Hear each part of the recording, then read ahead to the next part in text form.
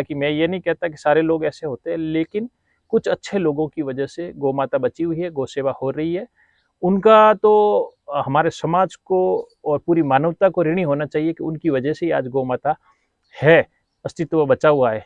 मित्रों, अगर आप मुझसे पूछेंगे कि अपन देसी गायों को अगर गौ माता कहते हैं या गौ माता मानते भी है, तो मैं ये कहूँगा कि मुश्किल से 5 से 10% ऐसे लोग हैं जो वास्तव में मन से मानते हैं और सेवा की भावना रखते हैं।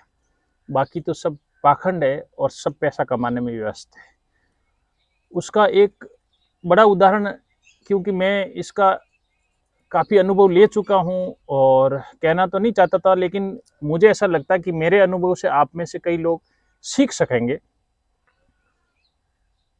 उस वजह से मैं चाहता हूँ कि भाई आप भी वो अनुभव, जो कड़वा अनुभव है, वो सुने। और मुझे ऐसा लगता है कि कहीं न कहीं आप में से ज़्यादातर लोग इस बात से सहमत भी होंगे, इसलिए मैं आपके साथ शेयर कर रहा हूँ।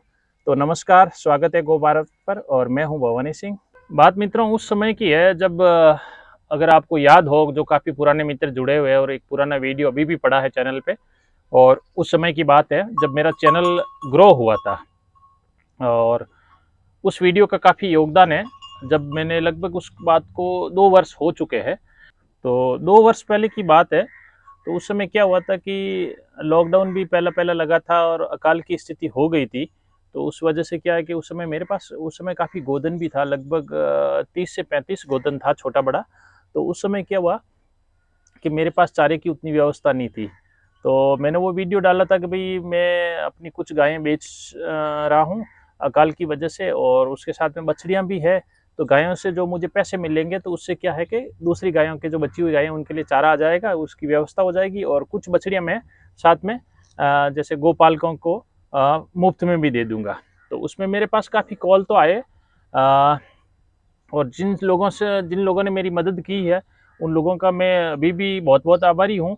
तो उस समय क्या है कि ज़्यादातर मैंने ये महसूस किया कि फ्री के लिए तो काफ़ी कॉल आ रहे थे, मतलब हमें फ्री की बछड़ियाँ तो दे दो और बाकी तुम तुम्हारा जानो, मतलब बात वही है कि भई वो खरीदने को तैयार नहीं थे। ऐसा भी नहीं था कि भई मैंने ज़्यादा कोई कीमत माँगी हो, तो मैक्सिमम 25 से 30 हज़ार कीमत थी, कोई 20 हज़ार की भी गाय थी, तो इस प्रकार से थी। तो उतनी भी अगर आप देखेंगे तो गिर गायों की ये कीमत कोई ज़्यादा कीमत नहीं है। लेकिन ज़्यादातर लोगों का यही था कि भाई मैं गरीब आदमी हूँ और मेरे को आप बछड़ी पालने के लिए दे दो और वो दे दो। अरे भाई, तो मैंने कोई गरीब का हटाने का कोई ठेका तो ले रखा नहीं, कि इतना कोई मैं बड़ा दानवीर कर्ण तो हूँ नहीं, कि मेरे को इतना बड़ा साम्राज्य तो है नहीं। मैं भी तो एक आम गोपालक ही हूँ। तो बात मुख्य मुद्दे पे आता हूँ कि मतलब वैसे तो काफ़ी लोगों के कॉल आए और काफ़ी अच्छे लोगों के भी कॉल आए, जिन्होंने वास्तव में चाहे वैसे मदद नहीं कर पाए हो, लेकिन गायों को बिकवाने में या मॉरली सपोर्ट बहुत किया है। तो उनको मैं आज भी टच में हूँ और मेरे अच्छे शुभचिंतक है, और वास्तव में वो गौ सेवा की भावना रखते हैं।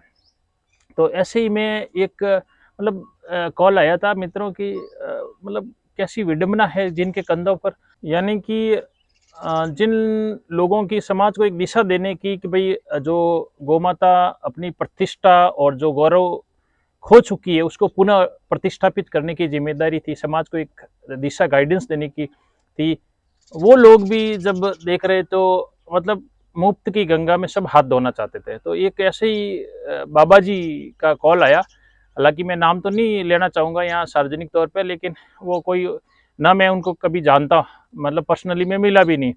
तो उनका, वो बोले कि भाई दिल्ली के पास में कोई उनका आश्रम है, तो आश्रम के लिए उनको गायें चाहिए। मैंने कहा अच्छी बात है, कोई बात नहीं, आश्रम के लिए ले जाओगे तो मैं अपने हिसाब से कीमत भी अपने ढंग की लगा दूंगा, उतना कोई वो नहीं हार्ड एंड फास्ट।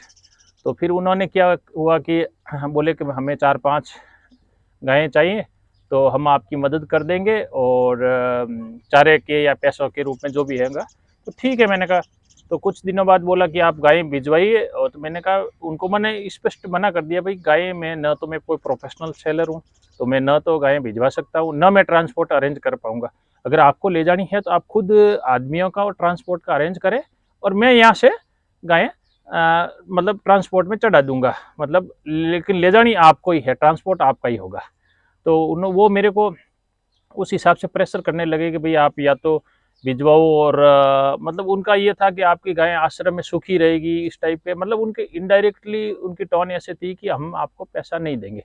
और तो भाई सीधी सी बात है, आप बाबा जी हो तो क्या हुआ यार, मैं भी तो गृहस्थी आदमी हूँ, मैं भी तो अगर गोपालन कर रहा हूँ तो मुझे भी उनको चलाने के लिए पैसा तो चाहिए। जब वो बिकेगी उनका पैसा आएगा तो मतलब ऐसा है कि उनका जो मेन इंटेंशन था वो मुफ्त में ही लेना था। अब वो मुझे कैसे पता चला कि भाई उनका मुफ्त में ही लेना है, वो बाद में पता चला कि बाबा जी के साथ में कोई व्हाट्सएप ग्रुप में मैं उनके साथ में जुड़ा था।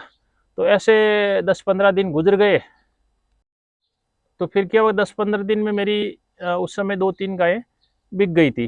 तो फिर मैं बाबा जी का कॉल आया तो बाबा जी को मैंने वही बात दोहराई। और पता नहीं उस समय मेरा एक सिक्स्थ सेंस मतलब एक आपको हिंट लग ही जाता है। तो मैंने उस समय क्या कि कॉल रिकॉर्डिंग जो भी बाबा जी और मेरे बीच बातचीत होती थी वो कॉल रिकॉर्डिंग कर ली थी। तो बाबा जी ने कहा नहीं तुम यार ऐसे चीटिंग करते हो, ऐसे हो। मैंने कहा क्या चीटिंग बाबा जी, आपने मुझे कोई कोई 1 रुपया भी दिया हो तो बताओ, आपसे मैंने एक लिया हो या आपके कोई चेले चपाटे से भी लिया हो तो बताओ, किसी का भी है तो आप प्रूव करा दो कि भाई फलाने व्यक्ति ने। जबकि मेरे सोशल मीडिया से जुड़े हुए दूसरे जो शुभचिंतक और दोस्त हैं जिनको मैं जानता भी नहीं हूँ, उन लोगों ने मेरी काफ़ी हेल्प की। मतलब मॉरली नहीं, कुछ लोगों ने जो फाइनेंशियली भी मदद की, मैं इस बात को एक्सेप्ट करता हूँ। तो ये बहुत अच्छी बात है, लेकिन उनका बाबा जी से कोई लेना देना भी नहीं था। तो बाबा जी ने फिर क्या, उनके साथ में एक व्हाट्सएप ग्रुप से जुड़ा था, तो उन्होंने कुछ दिनों बाद में 15-20 दिनों बाद में ये लिख दिया कि भाई ये आदमी एक नंबर का फ्रॉड है और उस टाइप का है। तो उस ग्रुप में मैं भी जुड़ा था। मैंने बाबा जी से पूछा कि भाई फ्रॉड किस प्रकार से, आपको जब गायें नहीं मिली और मैंने आपको बता दिया कि भाई गायें मैं नहीं भिजवा पाऊंगा, इसलिए आप मेरे को फ्रॉड ठहरा रहे। आपने मेरे को 1 रुपया भी दिया हो या आपके किसी चेले चपाटे ने दिया हो तो बता दो, प्रूफ कर दो। तो उनके ग्रुप में कोई बाबा जी का ही चेला वगैरह जुड़ा था, कोई जोधपुर से था। तो बाबा जी उसको ग्रुप में लिखे कि भाई ये तुम ऐसा करो, ये आदमी जोधपुर के पास में है, पाली जिले का बता रहा था, इसका है बता पता करो। तो उस आदमी का कमेंट आया तो बोला कि मैं अभी इसकी कुंडली 1-2 दिन में निकालता हूँ। तो मैंने उसको सीधा ही ग्रुप में लिख दिया चैलेंज। हालांकि बाद में ग्रुप से मेरे को निकाल भी दिया, रिमूव कर दिया, लेकिन मैंने लिख दिया कि भाई कुंडली निकालने वाले पहले ये मेरा एड्रेस है, ये मेरा नाम है, सब कुछ फेयर है, और तुम कुंडली निकालने वाले यहीं पे आ जाओ, कोई दिक्कत नहीं। जहाँ मेरा गाँव है, मैं कोई झूठ नहीं बोल रहा हूँ और ना मैंने किसी से 1 रुपया लिया है। तो कुंडली तो वो पता नहीं अब कब तक निकालेंगे, उस बात को 2 वर्ष गुजर चुके हैं।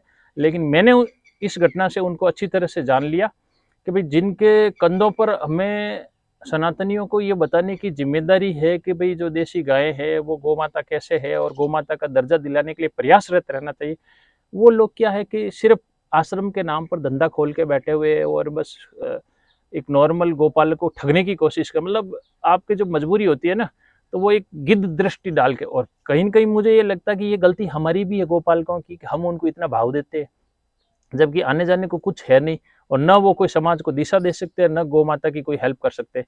तो इस प्रकार का मेरा एक कड़वा अनुभव है, तो मैंने सोचा कि भाई आपके साथ शेयर करूँ। हालाँकि कड़वे अनुभव तो काफ़ी है। तो वैसे जो मेरा मानना है कि भई 5-10% लोग ऐसे जो वास्तव में गौ सेवा की भावना रखते हैं या गौ सेवा करते हैं और कर भी नहीं रहे तो अच्छी भावना भी रखते हैं। मेरे कहने का मतलब है जितनी उनसे सामर्थ्य है वो कर रहे हैं। लेकिन ज़्यादातर तो अगर आप देखें ना तो सिर्फ़ और सिर्फ़ मुफ्त का चेपड़े में लगे हैं और वो चाहते हैं कि भाई ज़्यादा से ज़्यादा मतलब पैसा कमाया जाए। उनका एक ही उद्देश्य होता है। तो गौ सेवा वगैरह की मेरे को नहीं लगता कि ये कोई भावना ऐसी ज़्यादातर लोगों में है। ज़्यादातर तो बस वही पैसे कमाना। और आप अपने आस-पास भी मित्रों देख रहे होंगे कि कौन गौ माता मानता है, कौन जैसे दूध पी के छोड़ देता है। अपने अड़ोस-पड़ोस में भी देख लो तो मतलब हम ही है मित्रों जो जो गौ पालने का दावा करते हैं ना, वही आज गौ के दुश्मन बने हुए हैं। मेरे कहने का मतलब ये है। तो हम चाहे रियलाइज़ करें या नहीं करें, लेकिन ये कड़वी सच्चाई है। तो मुझे लगता है कि भई आपके साथ शेयर करनी चाहिए। आपका क्या विचार है इसके बारे में, ज़रूर कमेंट बॉक्स में कमेंट करके बताइए। हालाँकि मैं ये नहीं कहता कि सारे लोग ऐसे होते हैं, लेकिन कुछ अच्छे लोगों की वजह से गौ माता बची हुई है, गौ सेवा हो रही है। उनका तो हमारे समाज को और पूरी मानवता को ऋणी होना चाहिए कि उनकी वजह से ही आज गौ माता है, अस्तित्व बचा हुआ है। बाकी तो पैसे कमाने वाले और ये दान वगैरह में चलने वाले और सिर्फ़ मुख्य उद्देश्य उनका पैसा और आर्थिक होता है, वो तो उनके भरोसे तक अगर होता तो आज तक में मेरे को लगता है कि हिंदुस्तान में गौ माता की नस्लें खत्म ही हो चुकी होती है। जैसे कि काफ़ी नस्लें ऑलरेडी खत्म हो चुकी है। तो कहीं न कहीं मुझे ये लगता है कि हमारे समाज का एक चरित्र ये भी है, एक चेहरा भी ये भी है, तो कहीं न कहीं हमें इसको बदलने की भी ज़रूरत है। और जो मेरा एक फीलिंग थी मित्रों, तो मेरा एक विचार था, मैंने आपके साथ शेयर किया है। तो अगर अच्छा लगे तो वीडियो ज़रूर लाइक कीजिए, जो नए व्यूअर्स है चैनल को सपोर्ट ज़रूर करें, सब्सक्राइब करें। धन्यवाद मित्रों, जय गौ माता।